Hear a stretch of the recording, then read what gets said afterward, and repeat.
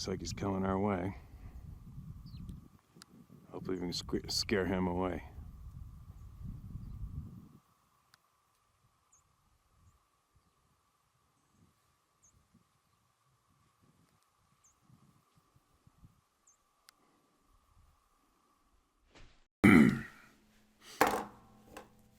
What's going on? What's going on, world? Back at it again. Excuse me. Not feeling the best right now. I'm a little bachelor life, right? I went to, I was working in the shop in the office late, and then we have a Chinese buffet restaurant in town. It's one of those roll the dice restaurants, but sometimes, the odd time, you think that you really wouldn't want to play to that stuff right now. Sometimes it's been good in there. And I went in there and I ate. There's like 3.5 people in there. And I'm still kind of paying for it right now. Damn it. But anyway, here we go. I've got a lot. Somebody sent me a recording. Apparently there's a town not too far from here, the town of Parksville. It's on the east side of Vancouver Island. And it's straight down the pipe down the road from here. Apparently the mayor of Parksville had his own sighting of one of these people in the forest near, I think he said French Creek or something. And he actually went public. Go figure, somebody who's in a somewhat political position, right? A lot of people in politics try to keep shit hidden because they don't want to be judged. We lose any votes, so that might be an interesting guy to talk to, maybe. But anyway, yeah, he came right out and said flat out, he shared his encounter online. Some podcast somewhere. What else? I've had a flood of people emailing me to get a hold of this native guy who's got a food truck just down the road from me. I think I've had 4 or 5 emails. Apparently he's waiting for my call. I got his phone number and everything. So maybe I'll go down there and meet the dude. Apparently he has had a whole pile of encounters right around here. Basically, sounds like circumnavigating my house. So I'm definitely going to go talk to him, and who knows, maybe he might come in here one day and hang out and fill us in on what's up. That might be cool too, right? What else? Another quick mention. While I'll be sitting here, it doesn't matter what I'm doing, I'll be working away. And like I said, I don't read the comments. I don't go out of my way to read the comments on YouTube. Here's a comment right here, but on my phone, they come up on the front of my phone. See that? There's a YouTube comment right there. And when I open my phone, it goes away from the screen. And sometimes I look at it, and you can click on it, and then I'll open up my phone or whatever I do, and then boom, there's the comments. And I don't know why, the odd time, it'll hit my phone, and somebody will be blowing a gasket. Like, I don't know why. It just makes me laugh. It's like, it's such raw comedy to me. And it makes me laugh. I don't know why. I was trying to think about that the other day, why it makes me laugh so much. Because Sarah, she doesn't like confrontation or angriness or anything, She kind of rolls her eyes. Oh my God, leave it alone. And I'm like, what do you mean? This is funny shit. But anyway, I think it might come from the background of me. I mean, I went commercial fishing when I was a boy. And then after that, I was, slammed on this commercial flat roofing crew of a bunch of frickin' savages. And all they did was rip on each other all day, every day. And whoever showed emotion and actually got angry about it, everybody would laugh their frickin' heads off. I guess maybe it's because of years of that, being at construction sites and running crews and chucking the shit. And I chuck a lot of shit. Oh my God. When I was contracting, I worked right alongside everybody. And everybody chucked shit at each other. And if a new guy ever complained, those guys are picking on me. I'm like, well, think about it. If they didn't like you, they wouldn't even talk to you. They wouldn't pick on you. So quit being a pussy, right? And if you're going to show actual true misery reaction, you're going to get it 10 times heavier. As you all know, that's the rule, right? And then it just gets funnier and funnier until somebody gets really sour. But anyway, so when I do get the odd, especially when somebody announces they're leaving, God, it just makes it so funny. When the odd personality trait, I don't know what it is, what causes somebody to be like that or think that way. But it's kind of amusing to me when someone goes on to a YouTube channel, uninvited, but the door's wide open, and then they come on there and then they blow a gasket on the host of the channel for not talking about or saying what they want them to say or not to say, and then they'll announce their departure. There's nothing funnier to me when somebody announces their departure. You just lost a subscriber. Oh, I don't know why it makes me laugh, but it does. But then and then of course I already know they're quite weak between the ears, so it's just they're a play toy for my amusement. And I will say something snippy back, comment back, and then I hit the pin of shame, and then you guys have at it. And then that makes me laugh even harder. So why I'm explaining this is for a lot of people to say, come on, Steve, don't let him get to you. Trust me, it's very hard to really get to me in that fashion. What gets to me is obviously when people get violated by people, and I want to expose them, but that's a different story. But it's very funny to me, and it's very, very amusing to me when I pin it. It's the pin of shame. A handful of you guys know what I'm talking about, and the rest, and most of you are all comedians, and you're on the same page. Right? It's funny shit. It's like, huh? You're announcing your departure and unsubscribing. What did I say? What one came up last night? I don't even remember what the guy's name was. And I'm like, but before you go, could you just copy and paste and show us the part where I asked you to subscribe first before you tell us you're unsubscribing? That'd be pretty handy. Right? There we go. I just thought I'd share that so all of you know when that happens. I'm laughing my frickin' ass off, especially because I'm anticipating our comedians to come out of the word where it can jump on that thread and be a bunch of funny assholes. There you go. Now, what else? Speaking of Vancouver Island and Bobby Short's book here, I'm going to share, I found a page here, and it was like a flurry of Vancouver Island experiences. This little excerpt is titled Medicinal Plant Use. And this is in Bobbie's Sasquatch Behavior section of her huge book. From California to the far reaches of Canada, the Sasquatch have been reported using various forms of plant life. In 1974, a Shalal plant picker reported seeing a brown-colored Sasquatch stripping buds off of a second growth hemlock sapling in the forests near Qualicum Beach, a town in the regional district of Nanaimo. That's right where the Merritt Parksville is, right there. Apparently he's seen one of these things right there. I found the use of hemlock strange in that hemlock is toxic, and sheep, cattle, swine, horses, and other domestic animals are poisoned by eating small amounts of the green or dried plant. It is also extremely poisonous to humans.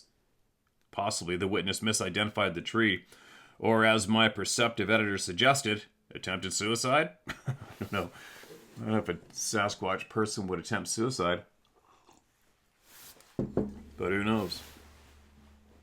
Another Sasquatch was observed pulling roots and eating them by two young men at Scotts Falls in the Cowichan River in Vancouver Island in 1975. Scotts Falls, Cowichan River, I used to drift fish for steelhead in the Cowichan all the time, and there's definitely places where you would feel watched. And there was a bunch of fishermen one year, a couple of years, were reported as being growled at from something huge in the forest, and another guy found 17-inch footprints going across a farm field on the what would it be, the north side of the river, Cowichan River. And it's just right. Where am I? Getting my bearings here. Cowichan River is that way from where I live. The Victoria Times reported in 1975 that a Sasquatch chased 3 youths on Humpback Road near Goldstream, also in Vancouver Island. Get this one. So right there on Humpback Road, that is the road where the Coast Guard employees, remember I shared the story a while back, a friend of mine is a captain on the Coast Guard ships.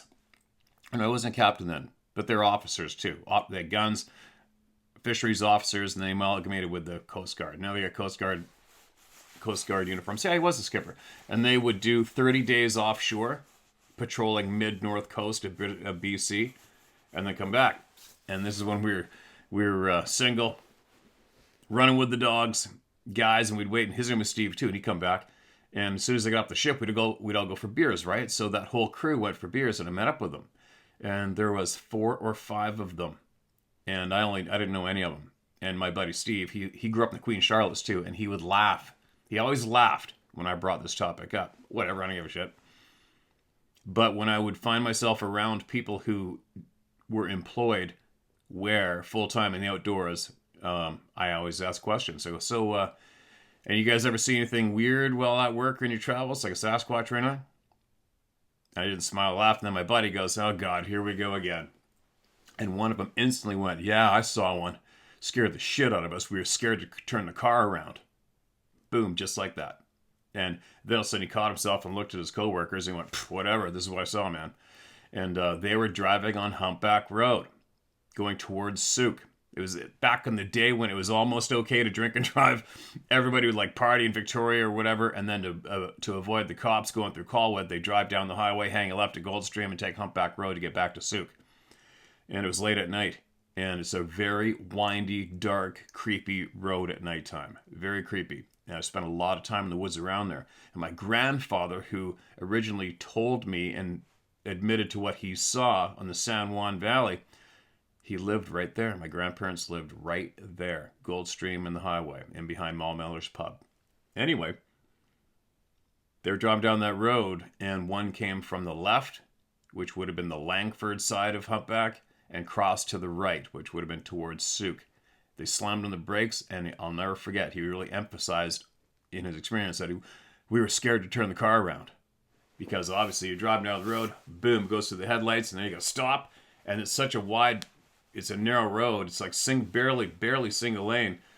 You have to turn around like this, and you're not turning around smoothly, and now you got your ass of the car and to the pitch black to that being behind you, right? That's a detail that it would be tough for somebody to really emphasize on that part if they're bullshitting, right? He wasn't bullshitting. And then he took off. And then later on found out there was an RCMP officer that watched 4 of them walk across Humpback Road in front of her cruiser.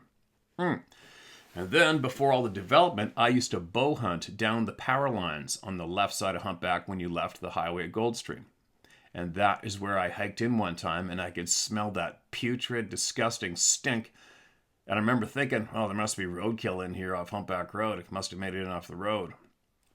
I carried on my way, did my hunt, and I came back, and I intentionally went looking to see if it might have been a big buck or something. Smell's gone, nothing there. Huh?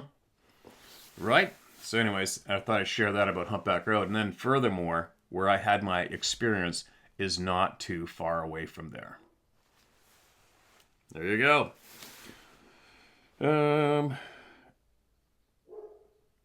Uh-oh, adventure dogs being mean out there.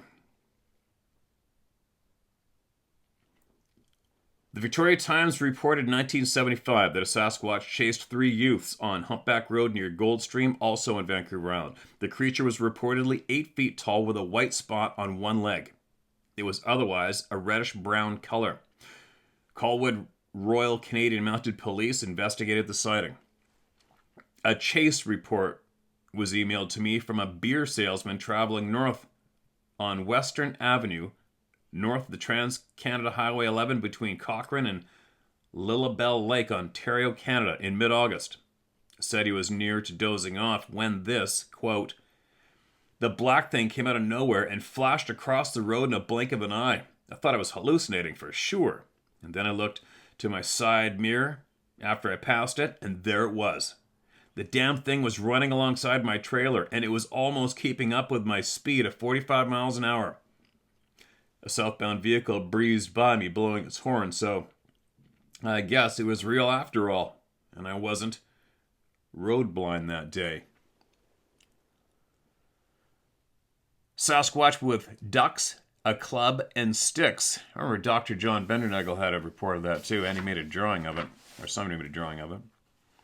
Richard Stoltz, formerly of Luxton, Vancouver Island. Luxton, well, that's going to be Glen Lake. Not too far from Humpback Road. Canada, Vancouver Island, Canada, reported seeing the same Sasquatch with a white blaze on one leg carrying 2 ducks by the neck in one hand and a large club in the other in 1988.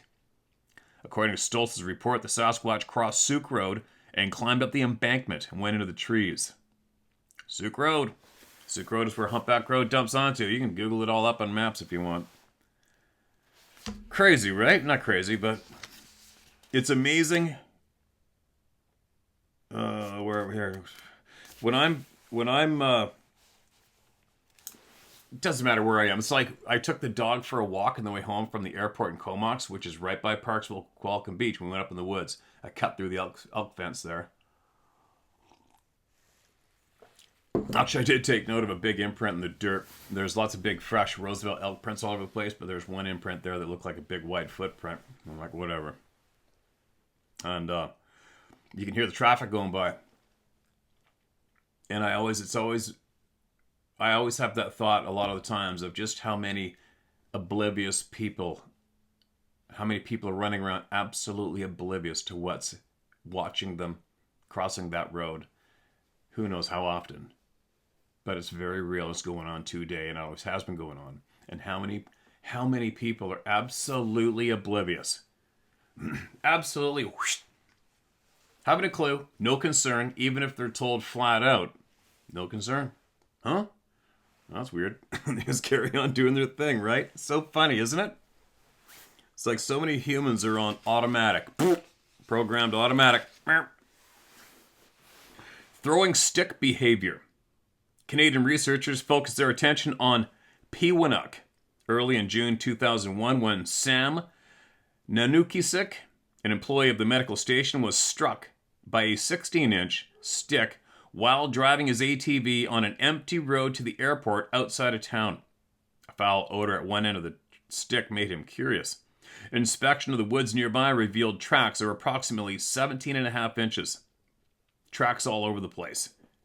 Nanukisik said, quote, "We saw it where it had been standing behind the trees near the road, and more footprints leading away from the area in a straight line, crossing the end of the runway, heading towards the rock cliffs a few kilometers away," said Nanukisik.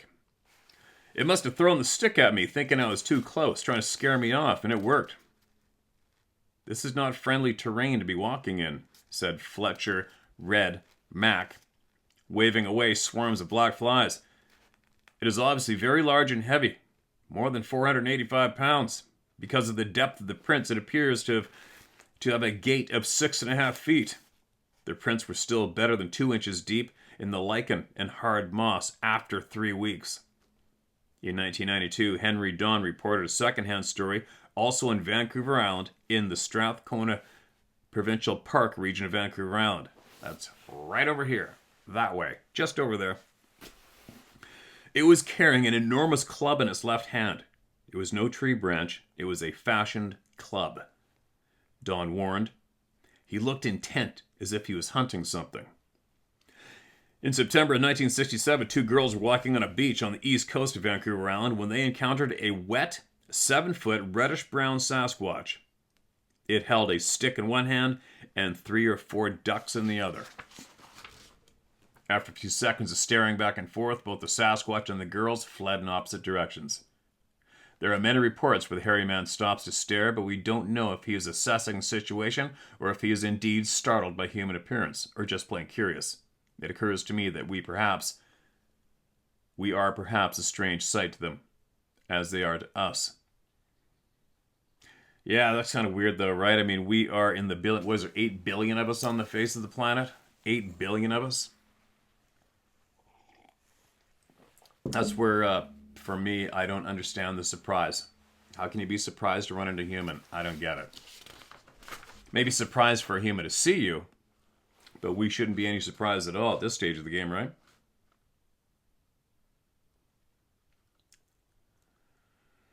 What? Bigfoot took my kids. Listen to this. Fishing with rocks, staying warm under leaves.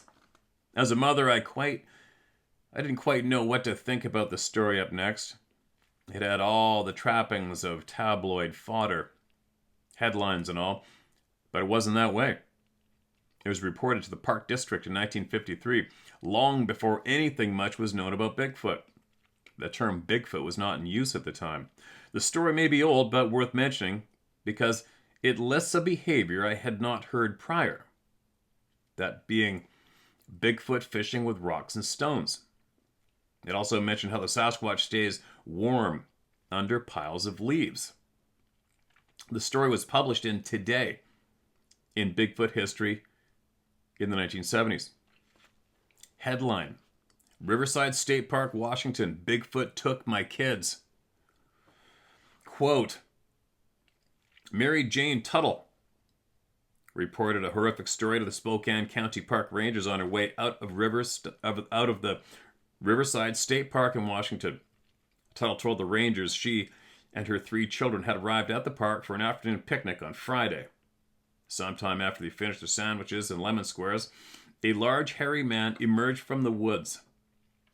In one massive sweep, the hairy man scooped up her 3 children, ages 4, 6, and 10, turned, and ran back into the woods.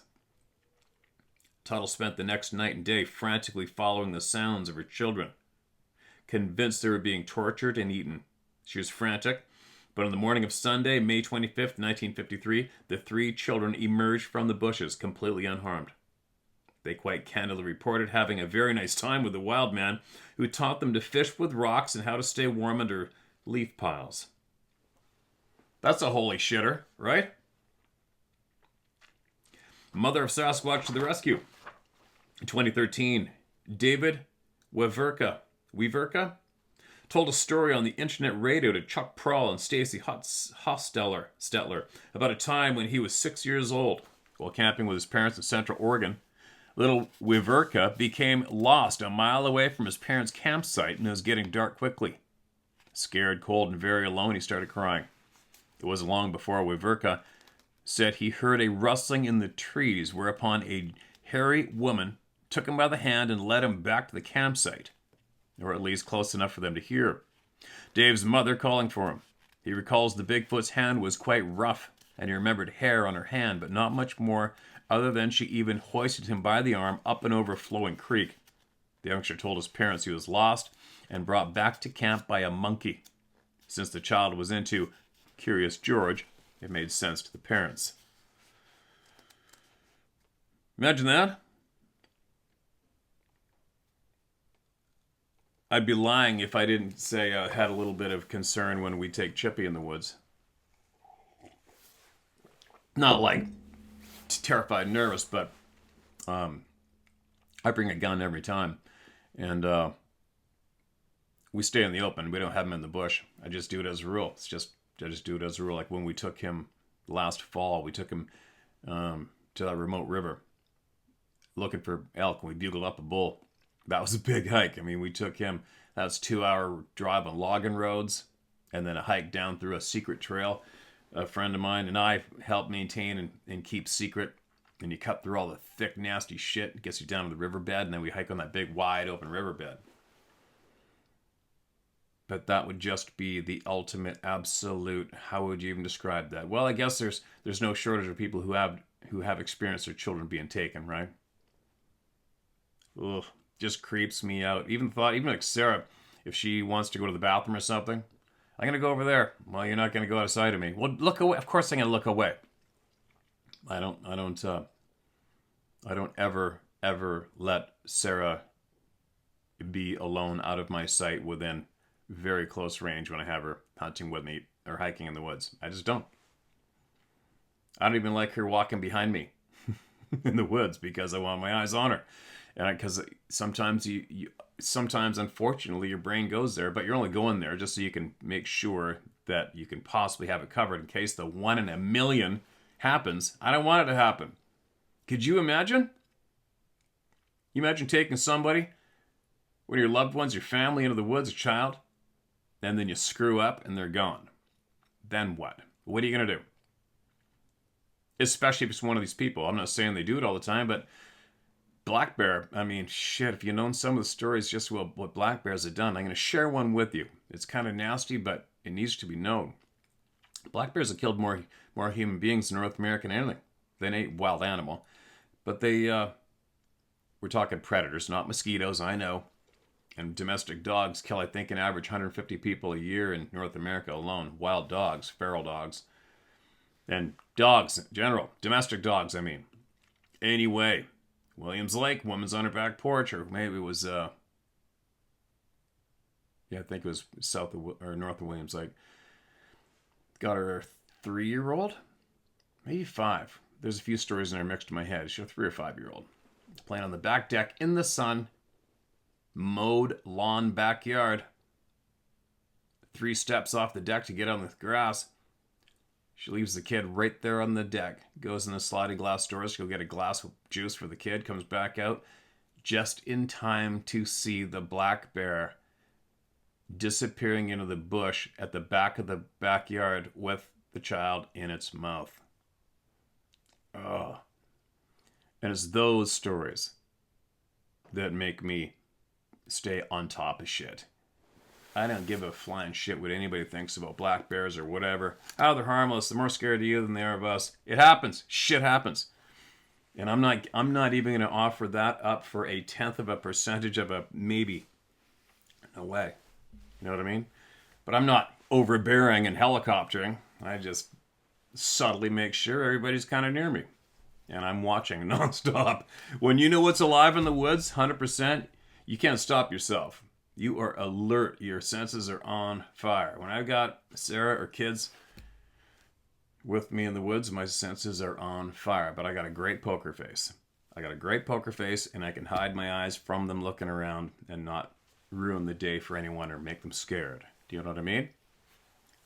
Gotta have a good poker face, but stay on top of shit. Keep everybody safe. That's what we men are supposed to do. That's what we're built for. Keeping the women and the children safe at all times. That's what we're built for. That's our role. Like it or not.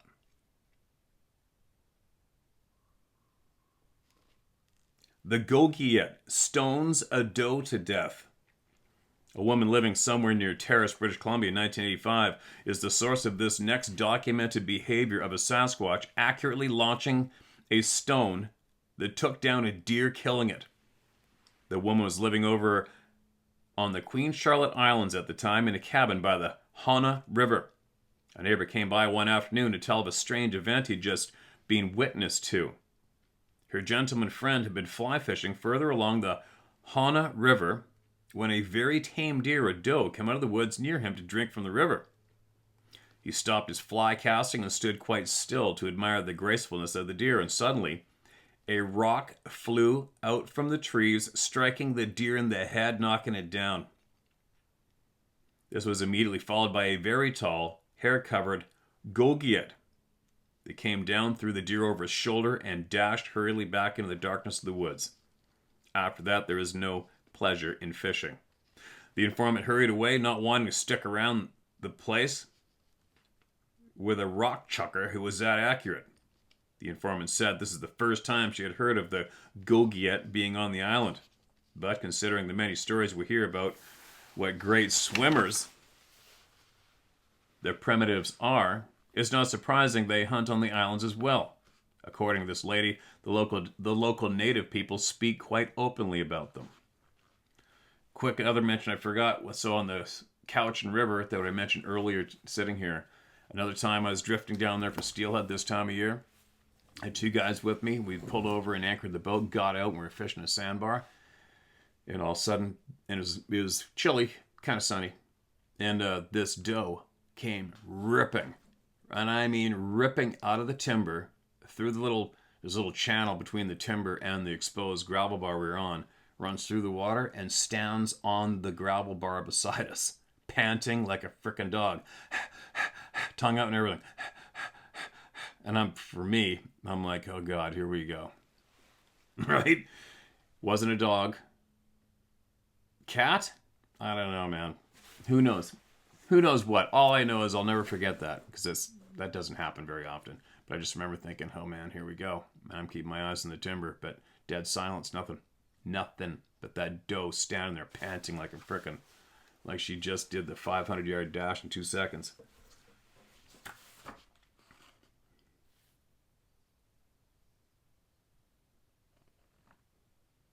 Hiding under a pile of leaves. Here's another leaf pile related story.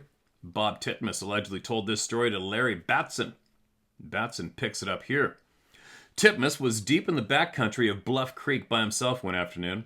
And at the time, he was certain there was a Sasquatch or Sasquatches very close by the evidence he was finding. He was so involved and so focused that he lost track of the time. And the sun was starting to go down. The density of the forest overcame him. He recognized it was practically dark, much too late to get back to the main campsite for the night. It became clear that Titmus was going to stay put and spend the night alone in the mountains. Trying to find his way out in the darkness would be foolish, if not dangerous. Nights can be quite cold in that wilderness, and he really was not wearing enough clothing to just lay in the woods and try to sleep. So he began to dig a pit to sleep in. After he finished digging his bed, he laid in it and started covering himself with a thick layer of leaves, branches, and pine needles. After he finished, the only part of him that was exposed was a small area around his face. He was quite comfortable, sufficiently warm enough, and had no problem going to sleep. Titmus guessed the time was probably about 1 a.m. when he was startled awake by the sound of something moving through the forest nearby, and it seemed from the sounds to be heading in his direction. He could hear the sound of heavy footsteps crashing methodically through the forest brush, breaking limbs, etc. At first he thought it was a bear, but it wasn't long before he realized it was too noisy for a bear. It came closer and closer, then it stopped. Titmus could hear the thing breathing. Not just breathing, but also sniffing the air like he was trying to pick up a scent. And now he realized that it had indeed picked up his scent, but could not figure out where he was. With just his face exposed, Titmus was very well concealed from what he came to understand had to be a Sasquatch. Quote, all of a sudden it started screaming, breaking branches and throwing rocks in his direction. Titmus held very still, very quiet. The Sasquatch started moving around, pacing back and forth through the forest, continuing to scream, bellow, and throw vegetation and other debris. Titmus related that this behavior continued on until about an hour before daybreak.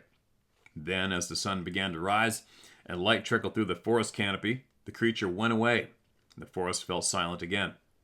He pulled himself out of his makeshift leaf bed in the ground and started to look around, investigating the entire area. He walked in the direction of where the ruckus had come from, and he could not believe his eyes. It looked like a bulldozer had gone through the forest.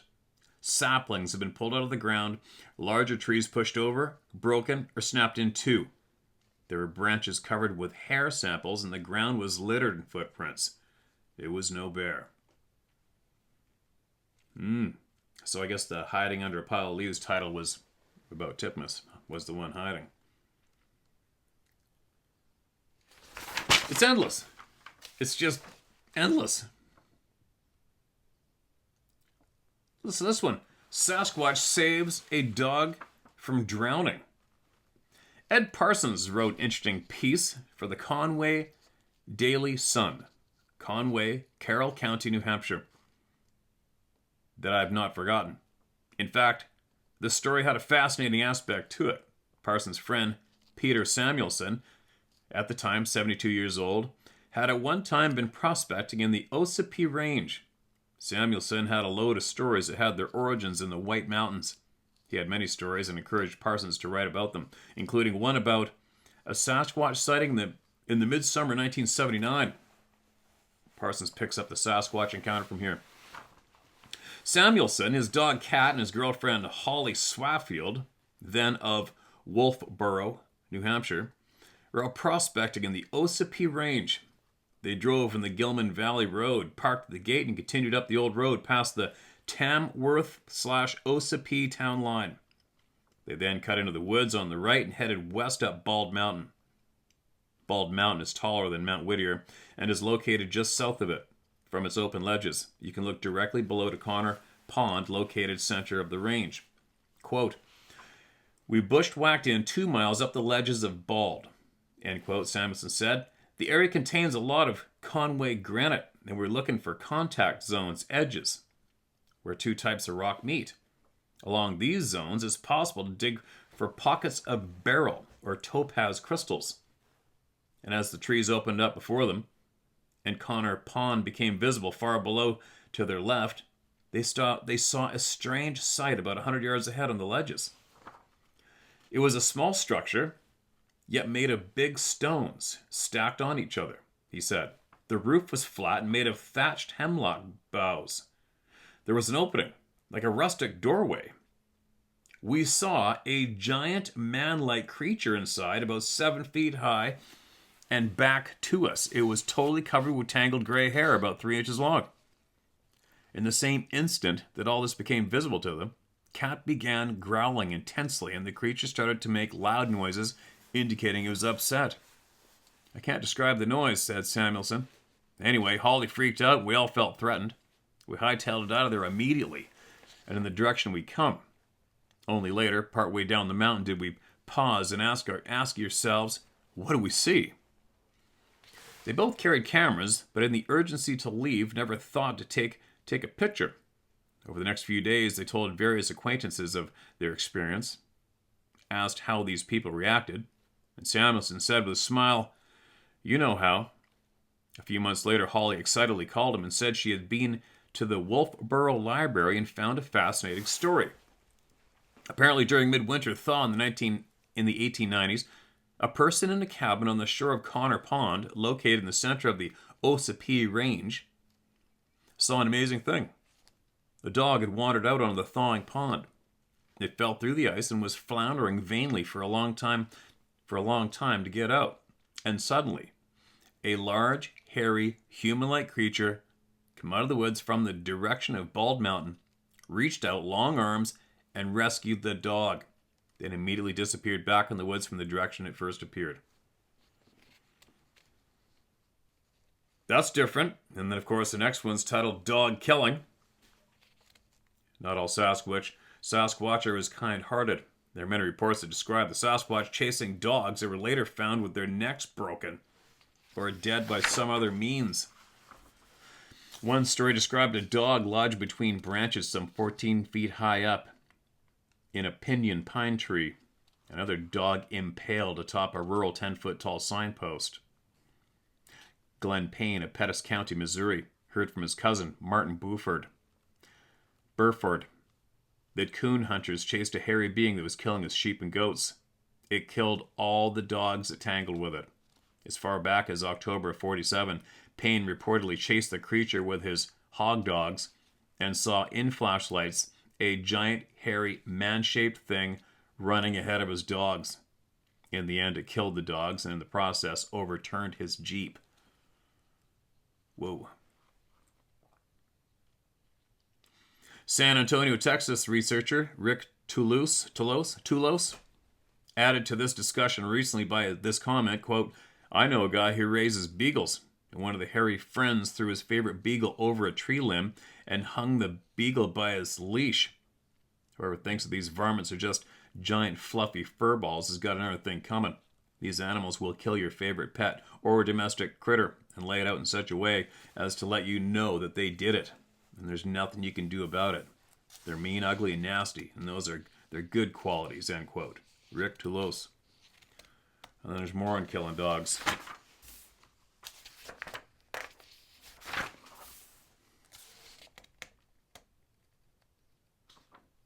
Tossing a dog. It's at this dogs and disemboweled animals.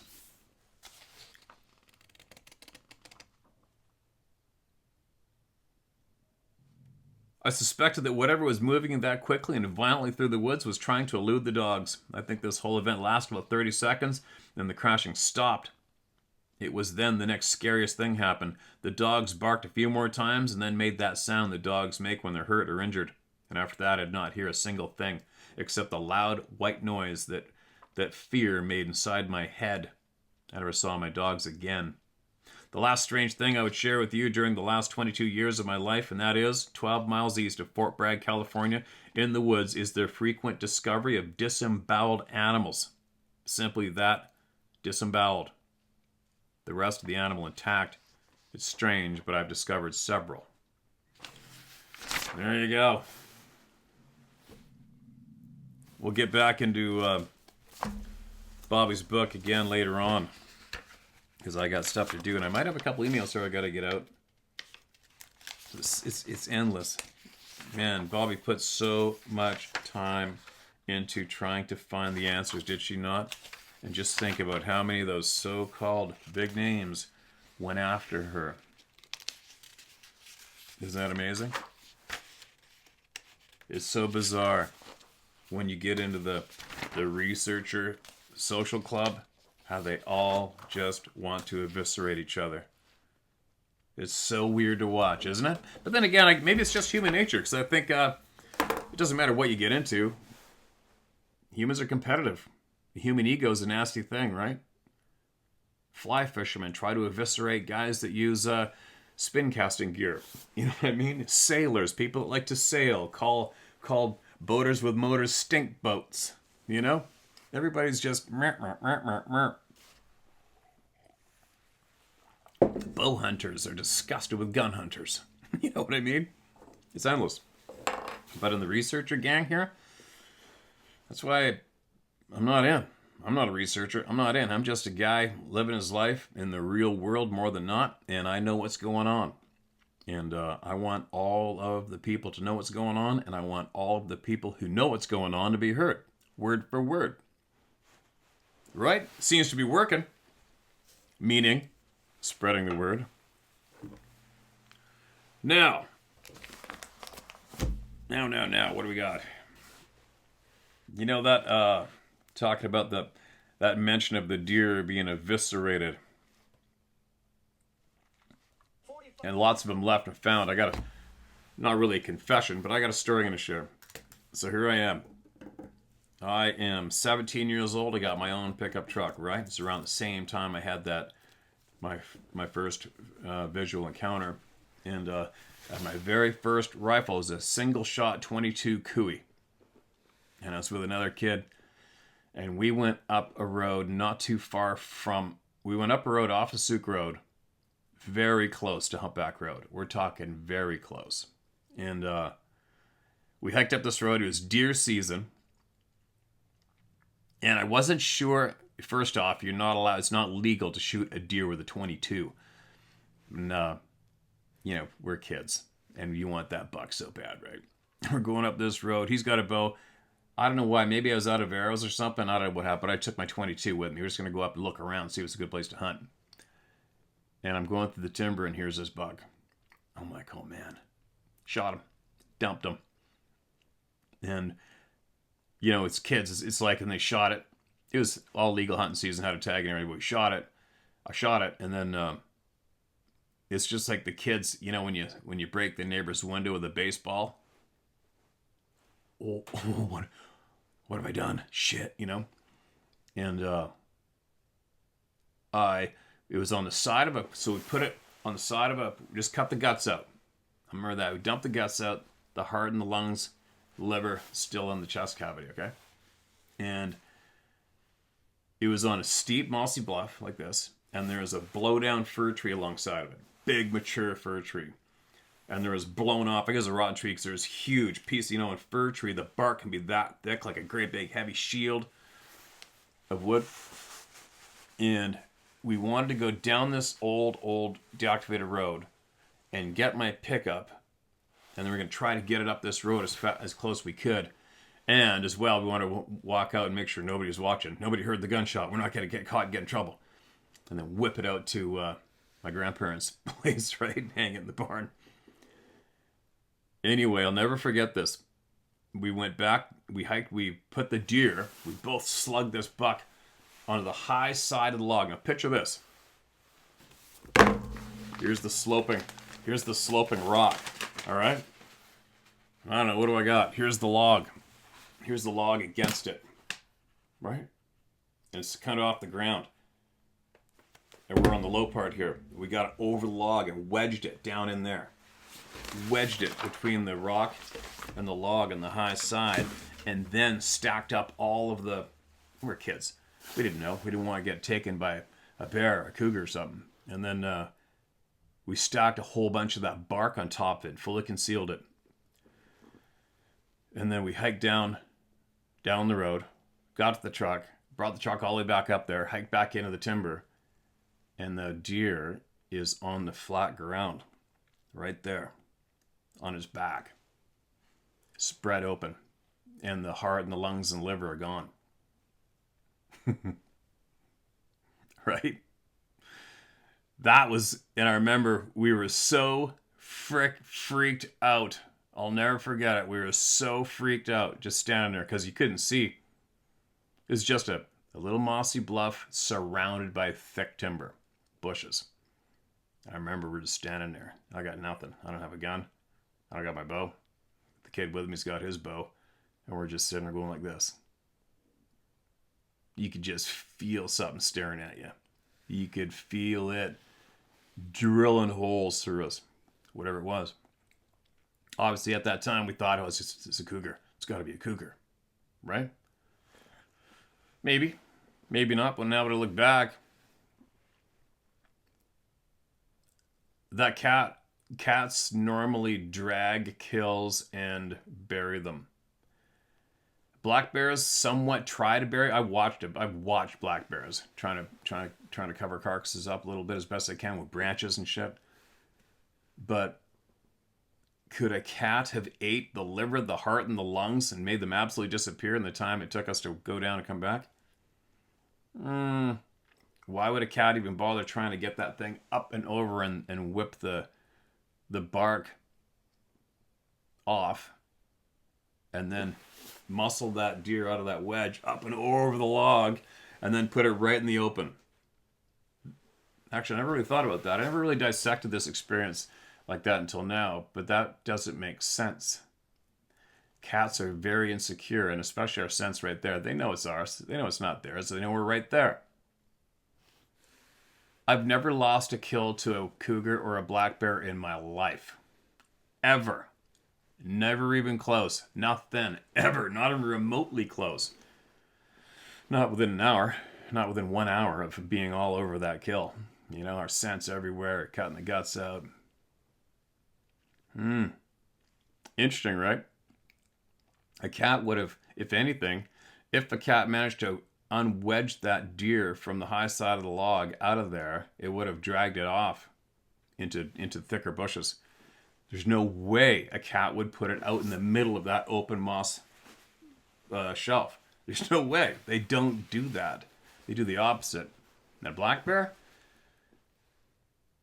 Yeah, the more I think I'm trying to talk myself into accepting that maybe it possibly was one of these people, why wouldn't just grab the whole thing and take off with it? Was it just sharing to just want that part? I don't know. Who knows? Who knows? I'll never know. It'll be a mystery, but that took me right back to that moment. And then we just grabbed that sucker and they're small deer, right? Vancouver Island deer, ran with it, dragging it through the forest, threw it in the truck.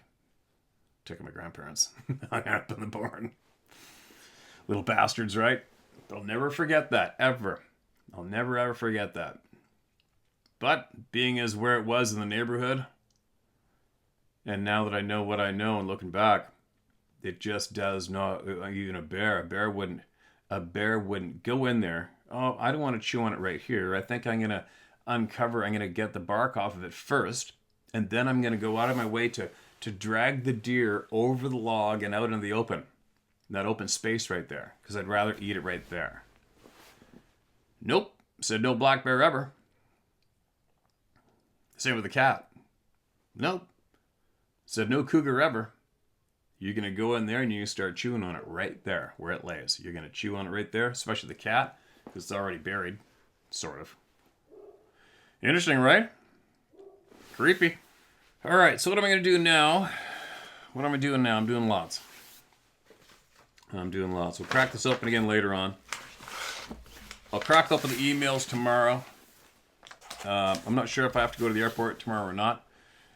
And I was going to take a couple hours out today and go up the road towards Strathcona Park with the dog. And I was thought about taking my drone. More so, I wanted to fly the drone. I want to fly the drone before all the snow's gone to see where the elk sign is and maybe get a jump on where there might be some real beauty elk antlers to go looking for once it fall off of the elk. And it's springtime, it's late winter, springtime, right? Well, it's not spring yet, but it's coming. She sees something out there. But where I live and where I go hanging around and flying that drone while there's still snow right now and no leaves in the trees, you know, the chance to see in a straight inline set of trackway would be pretty high, right? Might be kind of interesting, especially now that now that drones are mainstream. Wouldn't that be something to see a trackway in the snow this time of year and follow it with the drone? That would be way better than going after it on foot, wouldn't it? Maybe me and Adventure Dog will do that later on today. And then I have to get hold of Sarah and see if I have to go pick her and Chippy up at the airport. I think tomorrow, maybe. We'll see. Anyway, I gotta go see who she wants to go chew on. And Sarah's goodies are still in the store, I believe. I'm not sure. This might be my new my favorite beanie. Fits good. It's not the thin one where the wind goes through it either. It keeps your head warm. I'm liking this one. This could be the good luck one, maybe. And she still has, I don't know what she's got left. Apparently these are going like frickin' hotcakes. The new spring turkey lids. I think this one's mossy oak. Real tree. It's funny, when I'm in Alabama, all my buddies down there were all predominantly mossy oak guys.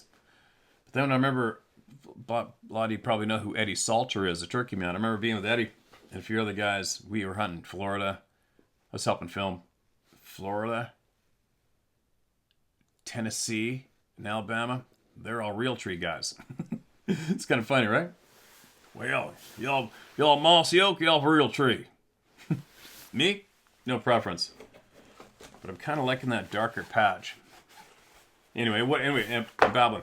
I think she's got a spring turkey hunt deal going on in her store for the goodies. And the link is in below for that in the video description. Now, I have to send off another email to confirm the time. And I'm going to have probably which may prove to be one of the most interesting conversations we probably ever will have on here, and that's coming right up with somebody, all right?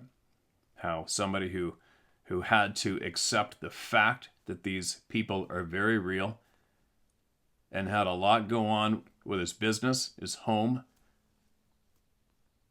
and had to deal with it.